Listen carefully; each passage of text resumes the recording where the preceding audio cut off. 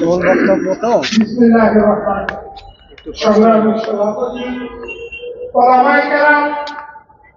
সমবেত দিনের পতাকাবাহী সহযোদ্ধা বন্ধুরা, আপনারা জানেন এই যাবৎ হক এবং বাতিলের দ্বন্দ্ব চলে আসছে। হযরত আদম থেকে নিয়ে সকল যুগে সকল কালে একটি দল থাকে হকের উপর আর একটি দল থাকে বাতিলের উপর। এই হক এবং বাতিলের দ্বন্দ্ব আজকে না, পৃথিবীর শুরু থেকে কিয়ামত পর্যন্ত হক বাতিলের দ্বন্দ্ব আছে, থাকবে। হকের দল আসে দুর্বল হইয়া, আর বাতিলের দল হয় অনেক শক্তি নিয়ে।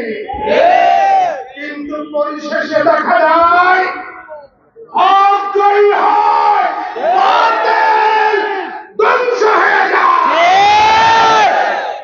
ইতিপূর্বে আমরা দেখেছি বিগত 16-17 বছর যে জালেম শাহী এই দেশে জুলুম অত্যাচার যা করেছে, দেশবাসী একটা শ্বাস পর্যন্ত ফেলতে পারে।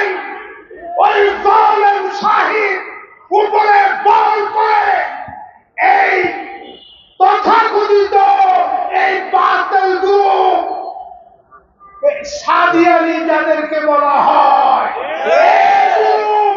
যে তাণ্ডব ইতিপূর্বে করেছে, এর নিন্দা দেওয়ার ভাষা আমাদের না। তারা নিরীহ ছাত্রলীগকে, ওলামায়ে কেরামকে যেভাবে মেরেছে, আহত করেছে, আমাদের এক ভাইকে শহীদ পর্যন্ত করেছে। ওই দুঃশাসনের উপরে সওয়ার হয়ে এই আওয়ামী দুঃশাসনে প্রশ্রয়ে এই যাবৎ তারা যা করছে, এই দেশের প্রতিনিধিরা আর সামনে তাদের কোনো কিছু করতে দিবে না। বন্ধুগণ, এই দেশের সর্বছত্র নেতৃত্ব হেফাজত ইসলাম বাংলাদেশের আমির সহ এক বরেণ্য বাংলার আলেমের বিরুদ্ধে মিথ্যা মামলা করেছে। আমরা এই মিথ্যা মামলার তীব্র নিন্দা এবং প্রতিবাদ করছি। অবিলম্বে এই মামলা যদি প্রত্যাহার করা হয়, তাহলে হেফাজত ইসলাম সহ দেশে আপামর মুসলমানরা কঠোর কর্মসূচি দিতে বাধ্য হবে।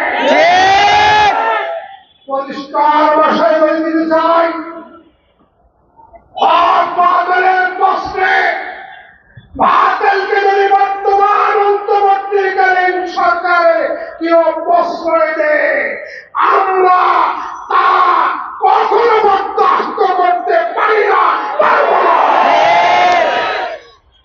অন্তর্বর্তীকালীন সরকারের প্রতি দাবিদারে বলব, বৈষম্যের জন্য এই দেশে যেরকম ছাত্ররা জীবন দিয়েছে, এই দেশে আলেম হাফেজ সহ সকল ধর্ম নির্বিশেষে অনেক লোকের জীবন দিয়েছে। তাই আমরা মনে করি বাংলাদেশে ইজতেমা দুইটা না, একটা হবে। দ্বিতীয় কোন ইজতেমা এটা বৈষম্য, এটা মানি না, মানি না, মানি না, মানতে পারি না। তাই অবিলম্বে সরকারকে বলবো, তাদের সাথে জড়িত হক বাতিলের দ্বন্দ্ব, তারা আমাদের ভাই ছিল, এখনো তাদেরকে আহ্বান করছি, আপনারা আমাদের ভাই, একসাথে খেয়েছি, দিনের কাজ করেছি, এখনো সময় আছে। ফিরে আসেন, তওবা করেন, তওবা করে ওই সাহেবের অনুসরণ বাদ দিয়ে কোরআন হাদিসের অনুসরণ করে ফিরে আসুন। আপনাদের জন্য আমাদের দুয়ার উন্মুক্ত। যদি ফিরে না আসেন, আইরে দায়িত্ব আপনাদের। কিন্তু বেশি কঠিন ভাষায় কথা বলতে চাই না। আপনারা যেসব ভাষায় কথা বলছেন, বিভিন্ন মিডিয়া এবং ফেসবুকে লাইভে এসে, এই ভাষা কোন দাওয়াতি তবলিগি ভাইয়ের ভাষা হতে পারে না। একটু কঠিন ভাষা, এসব ভাষা ব্যবহার প্রত্যাহার করুন, বাংলা বন্ধ করুন। না হয় এই দেশবাসী জেগেছে, এদের বিরুদ্ধে জেগে উঠবে ইনশাআল্লাহ।